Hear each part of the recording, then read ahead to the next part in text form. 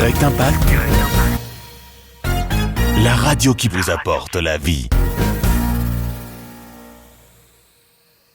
Bonjour et bienvenue dans l'émission Mon Histoire, sa victoire, l'émission qui confirme la victoire de Christ dans nos vies.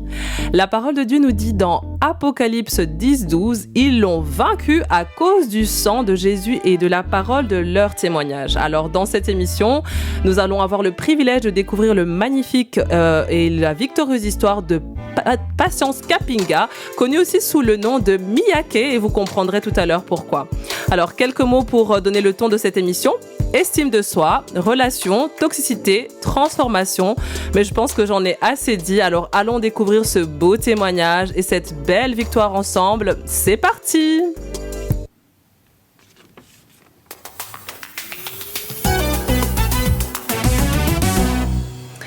Alors, le titre de cette émission aujourd'hui est « S'éloigner de la toxicité pour préserver son identité ». Et comme je vous ai dit aujourd'hui, j'ai Patience à mes côtés. Patience Kapinga, aussi alias Miyake, elle vous expliquera pourquoi. Patience est chargée de projets, elle est animatrice speaker. Elle fait aussi du coaching et pour elle, en fait, sa mission de vie, pour elle, c'est de partager son histoire et son expertise pour inspirer et aider les gens à vivre de manière plus épanouie. Bonjour Patience, rebonjour. Bonjour Sabrina. Je suis contente de t'avoir à mes côtés. Oui, merci. Parce qu'il faut savoir, pour un petit peu révéler les coulisses de l'émission, Patience était très attendue sur l'émission de témoignage. Et c'est aussi une victoire pour nous de t'avoir aujourd'hui. Donc, on est reconnaissant. Super, super. Alors, on va attaquer déjà le sommaire du jour. Comme ça, nos auditeurs ont une idée un petit peu des sujets qu'on va aborder. La première partie, en fait, de notre émission s'intitule « Patience, mon histoire ». Vous allez un petit peu comprendre qui est Patience. La deuxième partie de l'émission s'intitule « L'estime de soi, une perle précieuse à garder ». Donc ça promet, on va un petit peu développer ça avec Patience. C'est vrai que c'est des titres qu'on a aussi sélectionnés avec Patience. Oui, ensemble. Ouais, oui, et on trouvait ça assez pertinent de pouvoir les partager. Et on va finir avec la troisième partie qui est relations toxiques, quid. On va un petit peu voir quel est en fait ce lien que Patience a avec ce mot, et elle va vous expliquer un petit peu. Donc restez connectés avec nous. Patience va en fait à travers son histoire nous expliquer comment elle a vécu suite à une expérience de sa vie assez marquante. Elle a eu une réelle transformation intérieure, c'est ce qu'elle dit, et elle a trouvé son chemin, le chemin du bonheur. Et en fait vraiment c'est une sorte de confession. Elle a aussi écrit un livre, un très beau livre pour ceux qui aiment lire ou même qui veulent découvrir son histoire. Comment sortir d'une relation amoureuse toxique, confession d'une transformation intérieure vers le chemin du bonheur. Elle le partage, donc vous pouvez le trouver sur toutes les bonnes plateformes, Amazon, et en fin d'émission, on vous partagera aussi comment découvrir son actualité, pardon. Alors, Patience, on est parti. On va se lancer dans le vif du sujet et je suis sûre qu'avec tout ce qu'on a dit, nos auditeurs ont hâte de t'entendre, d'entendre un petit peu ton histoire. Et on va commencer avec Patience, mon histoire, la première rubrique. Je te laisse la place. Voilà, je pense que vous avez entendu, je me présente, Patience Kapinga alias Miyake.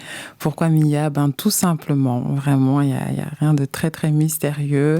Mia, c'est le petit surnom donné par ma maman, que du coup je réutilisais pour les différentes plateformes sur les réseaux sociaux.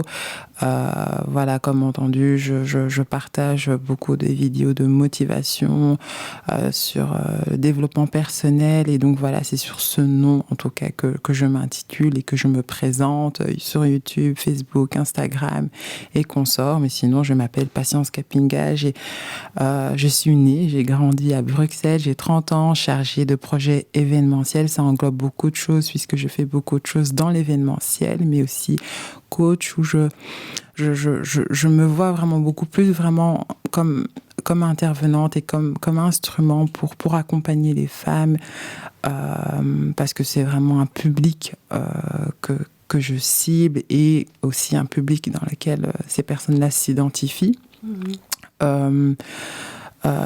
D'accompagner les femmes à gagner en estime, en confiance en soi, à comprendre leurs valeurs, à comprendre leur potentiel pour devenir la meilleure version d'elle-même. Et qu'est-ce qui m'a amenée, du coup, à faire tout ça, en fait? Qu'est-ce qui m'a convaincue? Eh ben, c'est un peu mon histoire. Où, globalement, voilà, je suis née, j'ai grandi ici à Bruxelles, en Belgique, avec d'adorables parents merveilleux, bienveillants, ayant toujours montré et témoigné de l'amour, une éducation chrétienne, ou orientée, où les parents nous ont toujours montré l'importance de servir Dieu et d'être au service de l'autre, de notre prochain. Et donc, du coup, c'est vraiment quelque chose qui m'a toujours habité, d'aider l'autre, de prêter attention à l'autre, car c'est ainsi qu'on sert aussi en même temps Dieu, qu'on est aussi agréable à Dieu. Et donc, je grandis comme ça, vraiment baignée et entourée par l'amour, mais il y a quand même une petite faille au niveau de mon image, de ma perception et de comment est-ce que je me voyais, puisque la société montrait une certaine image de beauté, si on peut dire ça comme ça. Ouais. Et j'avais l'impression de ne pas correspondre à cette image de beauté. Tant sur le plan physique, enfin voilà, j'avais vraiment l'impression d'être décalée. Et donc, c'est un peu comme ça qu'une fissure se crée. Dès l'enfance. Dès l'enfance. Je m'interroge, je me pose des questions aussi sur l'amour, sur les relations. Et le dialogue est du coup interrompu. Et donc, je me renferme. Des blessures se créent et ça vient renforcer ces blessures et je me renferme sur moi-même. Bien que je reçois en tout cas tous les enseignements par rapport à la parole, mais en tout cas sur un certain point, je me renferme et je garde des choses que je ne devrais normalement pas garder.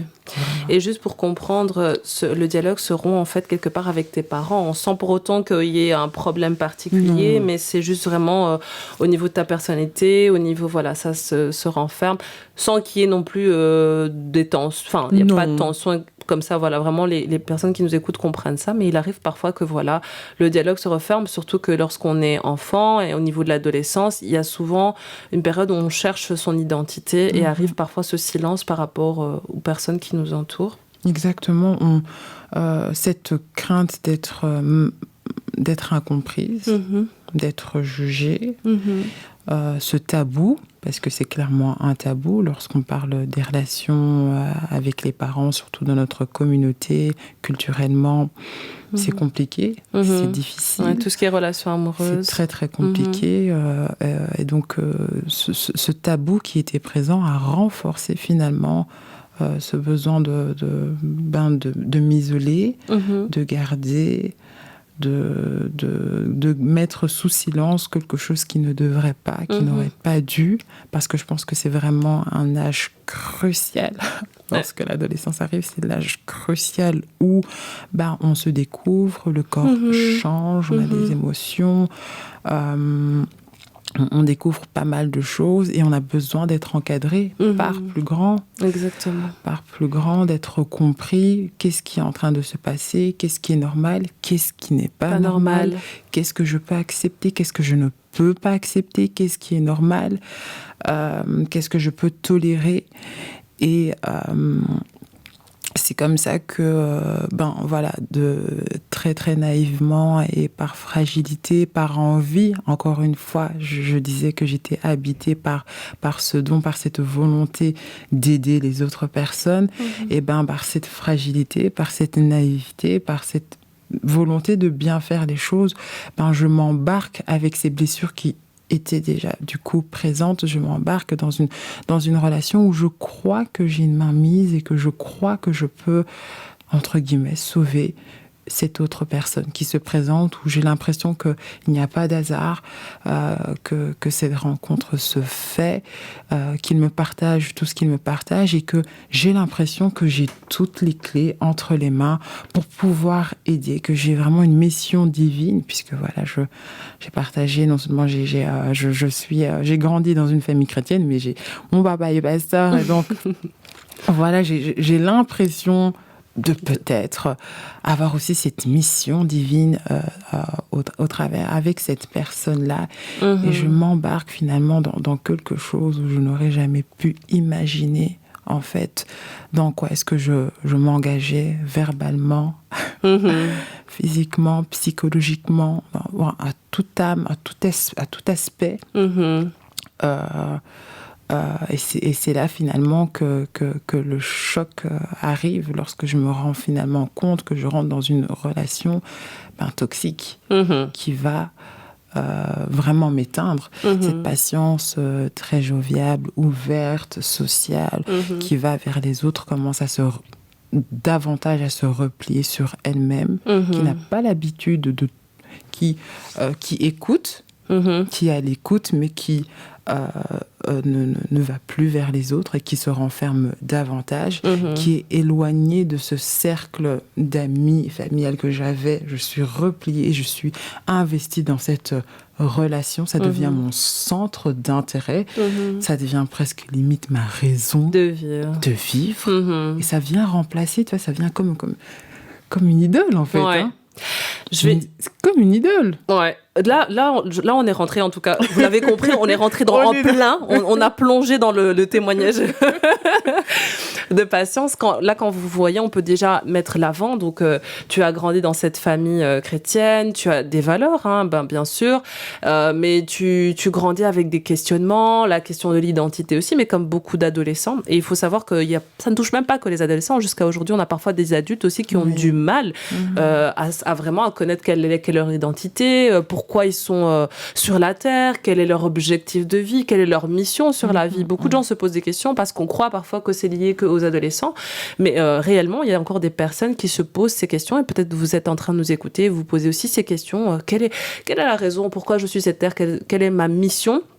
Et parfois aussi, ce monde dans lequel nous sommes ne nous donne pas en fait une assurance. On est face à des stéréotypes, des modèles parfaits, des tailles Barbie. Bon, gloire à Dieu si on les a, mais quand on les a pas, quoi faire? Est-ce que ça veut dire qu'on est rejeté de la société? Et voilà, on comprend un petit peu ce contexte dans lequel patience est. Il y a cette patience dont tu parles aussi avant, une patience qui est vraiment très sociable, qui est vraiment heureuse, épanouie. Et tu nous parles de cette relation qui est arrivée, pour mettre les choses dans le contexte, en fait, quand tu étais en secondaire. Comme ça, les personnes comprennent. Et je le rappelle, le titre de cette émission aujourd'hui, c'est « S'éloigner de la toxicité pour préserver son identité ». À ce moment-là, c'est vrai que tu étais aussi très jeune, tu connaissais pas forcément ton identité, tu croyais la connaître, mais voilà. Je pensais. Ouais. Tu la vivais aussi peut-être au travers des autres, parce que c'est vrai que quand on est adolescent ou quand on ne trouve pas encore son identité, on vit au travers des autres. Exactement. Les images, surtout actuellement au niveau des réseaux sociaux, Instagram, Facebook, on lit notre image, je sais pas, des influenceurs, des influenceuses, et donc voilà. Donc je vous invite à rester connecté à ce témoignage, parce qu'on va toucher différents points, et tout le monde, je pense, peut s'y retrouver. Donc pour comprendre, on a bien compris la patience d'avant, comment elle a grandi, son histoire, son contexte familial, qui elle était, voilà, vraiment ce caractère pétillant, cette personnalité pétillante. Tu as des amis à l'école. Tout se passe bien, vraiment. Tu es une élève studieuse. Très studieuse, très joviale, pleine, je vague à plusieurs activités, je fais du théâtre, j'aime partir, aller en vacances avec la maison de jeunes, donc avec les jeunes du quartier. Je suis vraiment active, pas du tout renfermée sur moi-même. Toujours tournée vers les autres personnes, cette envie de contact, de découvrir, assoiffée de plein de choses. Et puis cette rencontre. Bon, on va mettre un pause sur l'instant. Je propose en fait que pour la dernière partie de l'émission, on parle vraiment de cette relation. C'est pour vraiment mettre les personnes donc vraiment dans le contexte. Et on a parlé donc de l'identité, etc. Mais pour toi, en tant que coach, il y a aussi quelque chose qui est important. On avait trouvé un titre à cette deuxième rubrique qui est l'estime de soi, une perle à garder précieusement. Est-ce que tu peux peut-être nous toucher quelques mots par rapport à ça, par rapport à l'estime de soi aussi, par rapport au coach que tu es? Parce qu'il faut savoir aussi que Patience coach des femmes. Je pense que, bon, peut-être un homme, si les hommes pouvaient s'approcher, je pense pas que c'est de refus, mais c'est vrai que c'est souvent un sujet, les relations toxiques, et pas que amoureuses, même en amitié, sur les lieux de travail, c'est quelque chose qui nous touche. Voilà, peut-être juste développer ce sujet de l'estime de soi, et vraiment, parce qu'ensemble, on a vu que c'était vraiment quelque chose, c'était une perle, c'est quelque chose qu'il faut garder.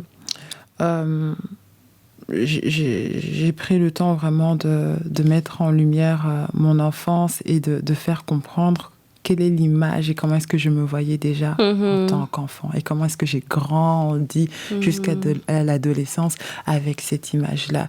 Et beaucoup en tout cas, et de nombreuses femmes qui m'ont approchée, que j'ai pu aussi accompagner, il y avait déjà une faille, il y avait déjà cette faille-là, cette estime de soi, cette identité, où on ne prend pas suffisamment de temps pour se connaître, l'apprentissage de soi, le respect de soi, l'affirmation de soi, la confiance en soi, l'amour de soi, s'aimer, apprendre à s'aimer, apprendre à s'accepter sans rechercher à répondre aux différents modèles que la société nous impose.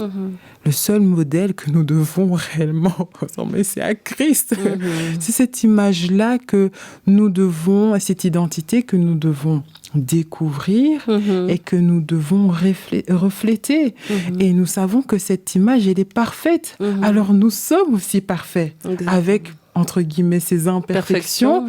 Nous sommes parfaits. Et lorsqu'on est connecté à Dieu, qui nous rappelle au travers de sa parole à quel point nous sommes des divines créatures, que nous sommes des sacerdoces royales, que nous sommes des dieux dans Psaume 82, qu'il nous montre réellement cette valeur, ce prix qu'on a lorsqu'on est connecté à ça et qu'on prend le temps, parce que c'est la période dans laquelle on doit prendre le temps. Exactement. On se préserve de ce genre de relation, de vivre finalement des relations toxiques, mais encore d'autres, de tomber dans des environnements aussi toxiques. On a aussi la capacité, du coup, d'accepter, parce que l'estime de soi, c'est le lien avec le fait de la valeur et de mériter. Et donc, sans même parler finalement par rapport aux relations toxiques, dans la vie des personnes avancent se disant que peut-être que je n'ai pas le droit de mériter ça. Et pourtant, Dieu veut le meilleur. Pour nous. C'est sa priorité. Exactement. Malgré les difficultés, toutes ces difficultés sont là, quoi qu'il en soit, pour nous cheminer vers un plan parfait qui est vraiment la félicité. Il veut nous forger au travers de toutes ces épreuves-là. Mais sa priorité, c'est qu'on vive vraiment son plan parfait. Et en ayant cette pensée erronée, cette image erronée qu'on a de nous-mêmes, on se prive de cette grâce. Exactement. Donc, le message est vraiment crucial, et c'est ça que je veux et que je mets l'accent et que j'insiste par rapport à l'estime de soi, parce que ça part finalement de là et que ça a finalement des conséquences sur plein de sphères de notre vie. Il y a peut-être des carrières professionnelles qu'on n'ose pas faire parce qu'on pense ne pas mériter, qu'on pense ne pas être capable. On ne se permet pas de s'exprimer, de se déployer tel qu'on devrait le faire, alors que Dieu a mis un potentiel illimité en nous. Et vient vraiment cette idée, ce besoin d'accompagner et de comprendre aussi et d'aider les femmes à travailler sur ça, qu'elle voit vraiment la valeur, le potentiel, et voir comment est-ce qu'elle peut illuminer. Et avant même de s'engager dans une quelconque relation, travaillons d'abord sur ça pour comprendre ce qu'elles peuvent apporter peut-être à leur futur conjoint, à leurs enfants, mais aussi au monde. Cette responsabilité que nous avons aussi, même dans cette société en tant qu'enfants de Dieu, en tant que citoyens, que nous ne sommes pas amenés à traverser, à faire ce petit chemin ici-bas sur cette terre, et puis c'est terminé, qu'il n'y a pas d'hasard, qu'il y a un but, qu'il y a un sens, et que cela puisse nous aider à nous tirer et à avancer sur ce chemin que je crois fermement que Dieu nous a tracé. Exactement. Et ça montre en fait aussi qu'on n'est pas obligé de subir la vie, parce que beaucoup de gens subissent la vie. Oui.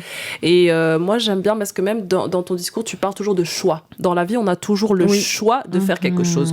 Aujourd'hui, vous pouvez être dans une situation difficile, dans un travail difficile, dans une relation difficile, dans plein de choses difficiles. On peut toujours avoir le focus sur les choses difficiles, mais il est possible aussi d'avoir le focus sur le choix. Exactement. On a le choix de rester ou de partir. On a le choix de prendre notre décision. On a le choix de pouvoir diriger. Notre vie nous appartient. C'est vrai qu'elle est entre les mains de Dieu, parce que quelque part, c'est pas pour rien qu'on est né avec certains talents, certaines choses, mais même Dieu qui est souverain, qui est au-dessus de toute chose, nous laisse ce choix. Parce que sinon, on pourrait se dire, je m'assois et puis tout se fait, mais on a aussi notre part à nous de faire ce choix.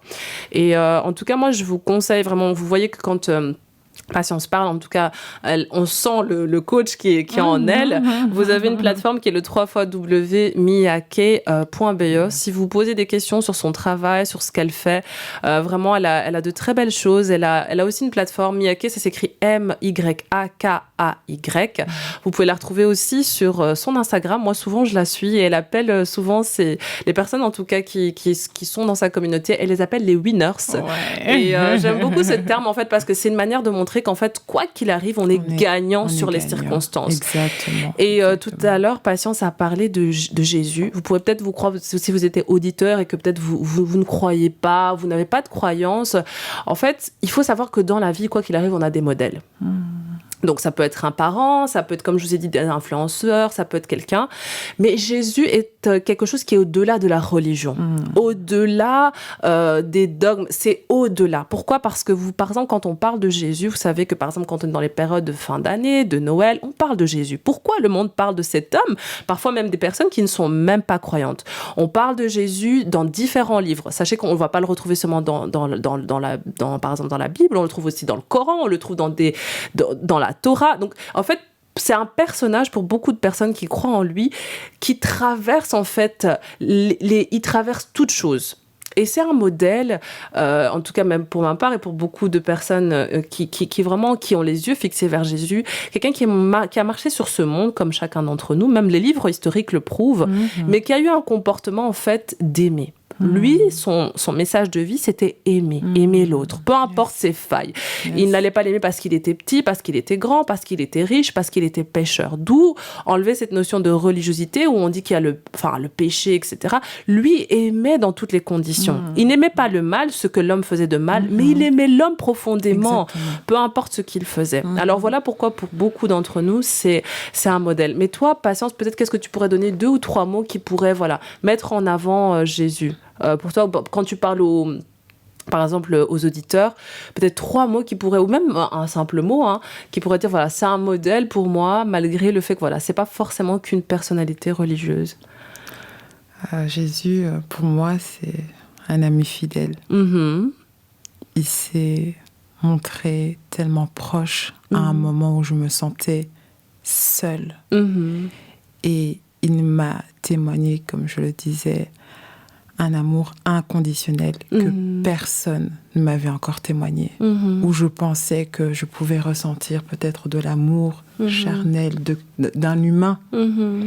Mais cet amour-là qui m'a bouleversée, qui m'a transformée, on parle de transformation intérieure, qui m'a transformée, qui m'a fait réellement comprendre la valeur que j'avais, me fait comprendre que quoi qu'il en soit, je serai toujours avec toi. En dépit de toutes les circonstances, de toutes les épreuves et ce par quoi je suis passée, il s'est montré comme un ami fidèle, un père aimant. Yes. Et c'est comme ça, en tout cas, que je partage et que j'invite finalement. Peut-être qu'il y a des personnes qui ne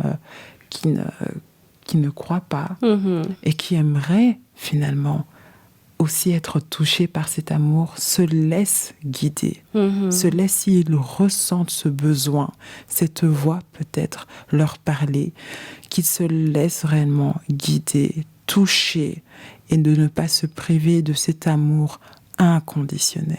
Oui. Waouh. Je pense que vraiment, c'est ça. En fait, chacun d'entre nous a une voix interne qui lui parle, qu'on le veuille ou qu'on le veuille pas. Parfois, vous êtes dans des situations, vous sentez que telle chose est bonne, telle chose est mauvaise. Et souvent, c'est une voix en fait qui nous relie à notre Créateur. Pour certains, ils l'appellent Dieu. Vous pouvez l'appeler comme vous voulez, mais on a une source en nous. Et Jésus parlait de cette source. Yes. À un moment, il est parti quand il a quitté cette terre, parce que de toute façon, c'est historique. Jésus a vécu sur cette terre. Il a dit, je vous laisse avec le Consolateur, qui est le Saint-Esprit, l'Esprit de Dieu. Il vous conduira dans toute la vérité. Et on voit même au travers de l'histoire de Patience qu'en fait, à un moment, elle s'est vraiment laissée conduire. Elle s'est laissée conduire par cette voix qu'on peut appeler le Saint-Esprit, mais qui est une voix qui parfois nous donne la conviction des choses qui sont bonnes ou mauvaises. Et parfois, on prend même la décision de la faire taire. Parce que c'est vrai que dans ton histoire, tu l'as fait taire pas mal d'années. Voilà. Et voilà. Prise où la raison, le logos, la logique, nous vient nous dire, mais finalement, non, c'est comme ça qu'il faut avancer. Et cette voix, finalement, nous montre le chemin, la vérité, la vraie lumière, ce qu'il y a de mieux finalement pour nous, et se laisser apprendre à l'écouter. Exactement. Ouais. Et on va apprendre comment on va voir sur la dernière partie, on passe à la troisième partie qui est relation toxique quid. On va comprendre en fait donc ce pendant, qu'est-ce que tu as vécu, le pendant de ton témoignage. En quelques mots, on va essayer de résumer ça, comme ça on pourra avoir le temps aussi d'aborder les autres points. Voilà, parle-nous de cette relation toxique quid et vraiment ce titre aujourd'hui qui nous dit s'éloigner de la toxicité pour préserver son identité. Donc oui, on va essayer vraiment d'être le plus court parce que sinon on va se partir dans tous les sens. Mais facilement. Voilà, relation toxique, pour déjà un peu définir pour peut-être des personnes qui ne savent pas ce que c'est, c'est vraiment une relation déséquilibrée où il y a un dysfonctionnement, une relation dysfonctionnelle, où il y a de la manipulation, il y a une emprise sur l'autre personne, sur la victime, il y a de la possession, il y a de la jalousie. C'est vraiment toute cette dynamique. Il y a une communication qui n'est pas saine.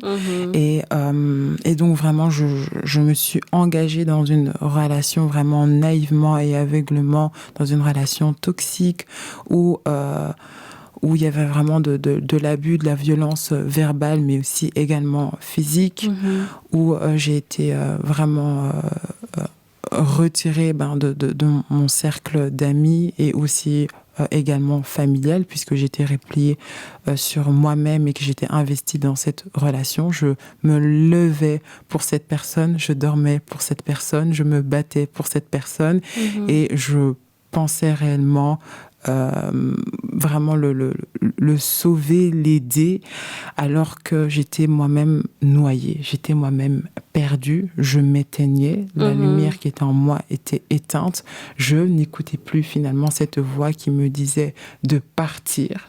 Et les années sont passées, ainsi de suite, où ça ne s'est pas du tout arrangé, où vraiment je sentais vraiment que professionnellement même tout était bloqué, que même cette relation d'un point de vue physique et point de santé, ça commençait à même m'affecter. Je tombais malade, je devais prendre des médicaments, ça n'allait plus, ça n'allait vraiment plus.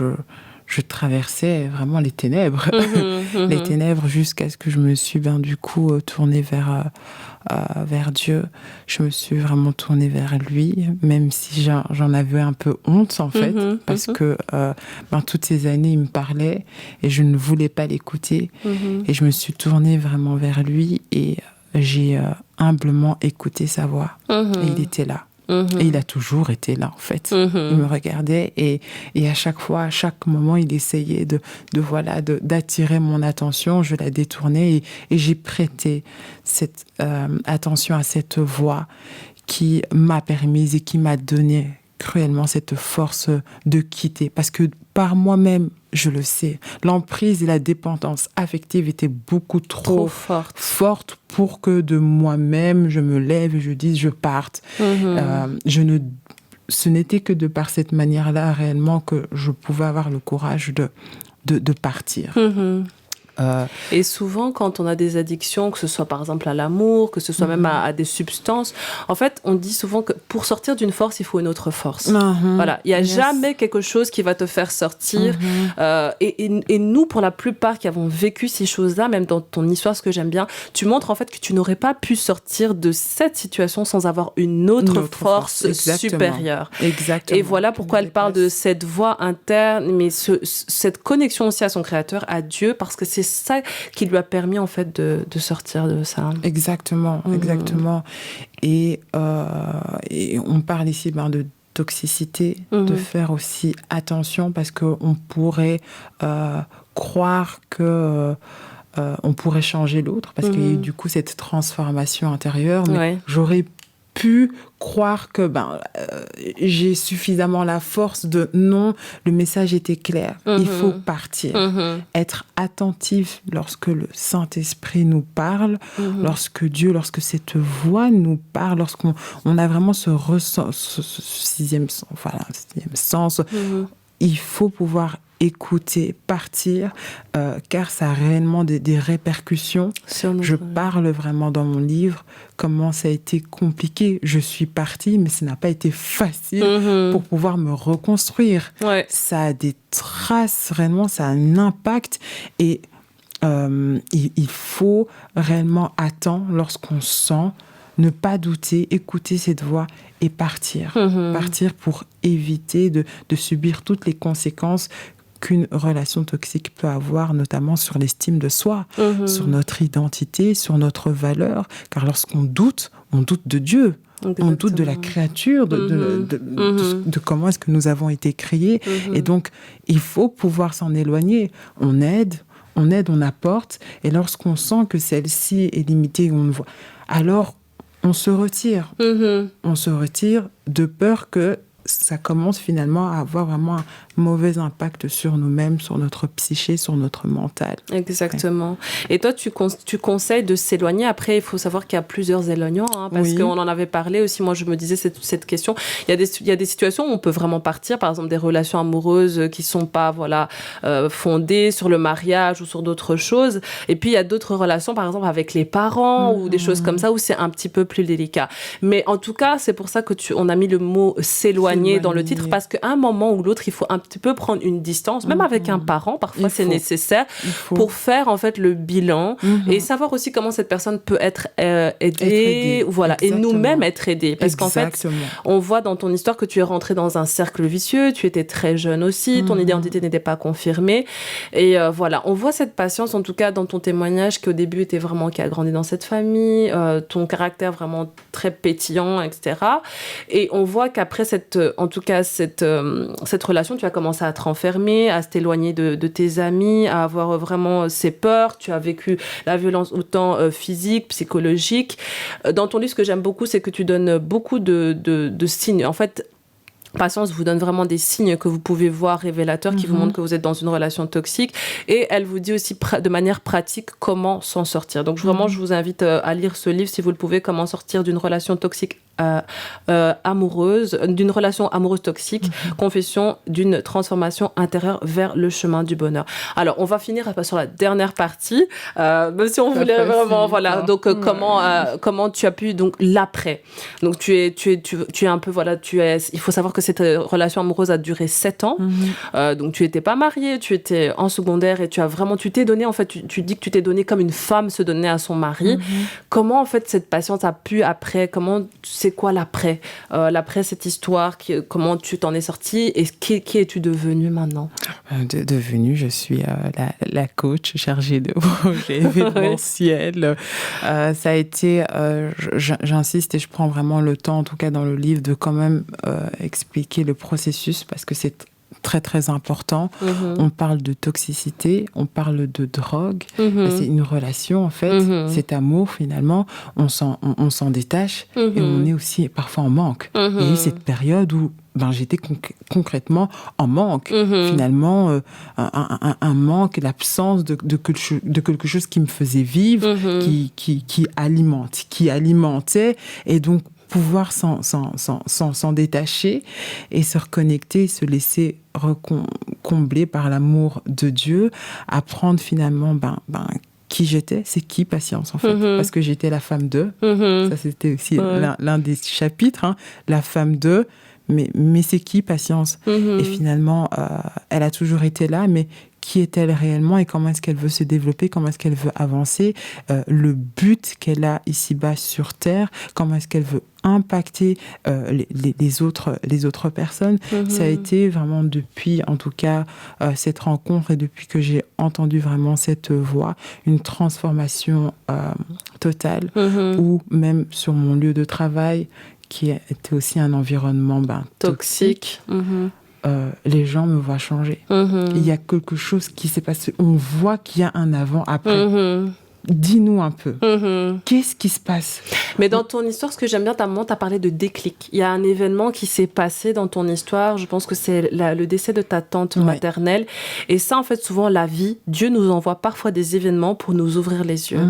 Et je me rappelle que c'est à partir plus ou moins de ce moment-là, en fait, que tu t'es dit, mais en fait, je suis en train de me focus sur une histoire qui me bousille ma santé, qui me bousille ma vie, mais en fait, j'ai pas le focus sur la bonne chose, en fait. Je pense peut-être qu'à ce moment-là, tu t'es rendu compte que tu avais le souffle de vie, parce que l'une des choses essentielles qu'on a besoin avant de vivre, c'est pas une relation, c'est pas une voiture, c'est pas un poste, c'est pas un titre social, mais c'est le souffle de vie. Et une fois qu'on l'a, on peut faire n'importe quoi de nos vies, en tout cas dans les plans merveilleux que Dieu a pour nous. Exactement. Et moi, je vous invite vraiment, parce que c'est vrai que le temps est court, à pouvoir vraiment découvrir ce livre, parce que vous comprendrez, mais comprenez vraiment qu'en fait, dans cette histoire, l'histoire de Patience nous montre en fait qu'il est possible de sortir de toute situation difficile. On est parfois dans des ténèbres, on est dans des situations ténébreuses, mais ça me fait penser à une parole qui dit que quand nous sommes dans la vallée de l'ombre de la mort, je ne crains aucun mal, parce que je sais que tu es avec moi et ta houlette et ton bâton me rassurent. Cette voix était avec Patience, et cette voix, nous l'appelons le Saint-Esprit. Certaines personnes l'appellent le Saint-Esprit, et elle est réelle parce qu'elle a réellement agi dans la vie de Patience. Et l'histoire de Patience, chers auditeurs, nous révèle en fait qu'il est possible d'entendre cette voix intérieure qui nous parle et de nous rapprocher de ce Créateur. Il y a une parole qui dit que, en fait, voici, je me tiens à la porte et je frappe. Si quelqu'un entend ma voix et ouvre la porte, j'entrerai chez lui et je souperai avec lui et lui avec moi. C'est une parole dans la Bible qui est dans Apocalypse 3:20, et aujourd'hui vraiment avec Patience. On veut vous inviter en fait à travers cette émission, à travers son histoire, à vraiment, si dans votre vie vous passez par une situation très difficile, par rapport à que ce soit une addiction, que ce soit une relation toxique, que ce soit un environnement toxique dans lequel vous êtes, vous tournez à gauche, à droite, vous voyez pas, vous vous sentez incompris, on vous invite vraiment à pouvoir recevoir ce soulagement, cette joie, cette paix que Patience a ressentie, que beaucoup d'entre nous, ce n'est pas une histoire, ce n'est pas une question de religion, mais vraiment que vous puissiez en fait sentir à nouveau cette vie revenir à l'intérieur de vous. Et si vous vous sentez vraiment ce désir et ce sentiment de vous rapprocher de cette voie, en fait, nous vous invitons aussi ici à pouvoir recevoir le Seigneur Jésus dans votre vie, afin d'avoir ce sentiment unique que nous avons tous expérimenté. Et on vous propose avec Patience de pouvoir faire une simple prière avec nous. Vraiment, je vais répéter ces simples mots. Patience va répéter après moi. C'est un peu comme si on est avec vous de l'endroit où vous êtes, que ce soit votre salon, que ce soit dans les transports, peu importe. Répétez avec nous et croyez en fait que vous recevez la vie de Dieu à l'intérieur de vous. On peut répéter ensemble, c'est ce qu'on appelle la prière du salut. Vraiment, le salut, c'est la paix, c'est la joie. Et vous pouvez répéter en disant: Seigneur Jésus, j'ai besoin de toi. J'ai besoin de toi. Je ressens ce vide en moi. Je ressens ce vide en moi. Car j'ai été longtemps loin de toi. Parce que j'ai été longtemps loin de toi. J'ai essayé par mes propres forces et mes propres moyens de trouver le bonheur. J'ai essayé par mes propres forces et par mes propres moyens de trouver le bonheur. J'ai fait du mal autour de moi, même sans le savoir. J'ai fait du mal autour de moi, même sans le savoir. Car je me sentais seule. Car je me sentais seule. Pardonne-moi. Pardonne-moi. Pardonne mes fautes. Pardonne mes fautes. Et mes péchés. Et mes péchés. Et attire-moi plus près de toi. Attire-moi plus près de toi. Seigneur. Seigneur. Je te reçois dans ma vie. Je te reçois dans ma vie. Je reçois ton amour et ton pardon. Je reçois ton amour et ton pardon. Remplis mon cœur de ta présence. Remplis mon cœur de ta présence. Merci car tu m'aimes. Merci parce que tu m'aimes. Et je t'aime aussi. Et je t'aime aussi. Amen. Amen. Amen. Cette prière, c'est une prière que Patience a fait, que j'ai fait, que beaucoup d'entre nous ont fait. Et vraiment, vous verrez, c'est quelque chose qui invite en fait la paix dans votre vie. Peut-être que toutes les situations ne vont pas changer miraculeusement, un peu comme l'histoire de Patience. Quand elle a pris ce choix, cette décision, elle est tombée sur plein de choses, voilà, il y avait des challenges, mais ça l'a aidé en fait à se reconnecter à ce qui était le plus important pour elle. Donc, en tout cas, si vous avez prié, si vous avez fait cette prière, n'hésitez pas à soit vous connecter sur les réseaux de Patience, lui écrire un petit mot sur, je le rappelle, c'est Miyake, M-Y-A-K-A-Y. Vous pouvez lui écrire un petit mot, lui dire voilà, Mia, j'ai fait cette prière avec toi. Vous pouvez aller aussi sur nos réseaux sociaux, sur, on a une page Instagram sur Direct Impact, et puis vous pouvez nous écrire en privé, et vraiment, on a besoin de pouvoir vous suivre, de pouvoir en fait parler avec vous. N'hésitez pas si vous avez des questions. Dites voilà, maintenant j'ai fait cette prière, mais qu'est-ce qui va changer dans ma vie? Qu'est-ce qui va se passer? On se fera en tout cas le plaisir de pouvoir vous répondre. Vous avez aussi la page Facebook de Miyake, la page Instagram et aussi celle de la radio Direct Impact. N'hésitez pas à nous écrire sur la page aussi Instagram. Vous verrez la photo. On postera la photo avec Patience, donc Miyake. Et là aussi, vous pouvez mettre avec plaisir toutes vos questions, ou bien demander qu'on puisse encore vous reconnecter. En tout cas, je vous remercie. Je remercie Patience. Merci pour ta précieuse présence. Je crois qu'en tout cas que ce n'est qu'un début, et que toute personne qui nous a écoutés croit qu'en tout cas on a voulu partager un message d'espoir, un message de paix, et dire que tout est possible, qu'au milieu des ténèbres, il y a toujours cette lumière, et que la lumière ne peut pas briller sans ténèbres. Donc peut-être vous êtes entouré de ténèbres, mais sachez que vous êtes la lumière qui pourra changer les choses. Amen.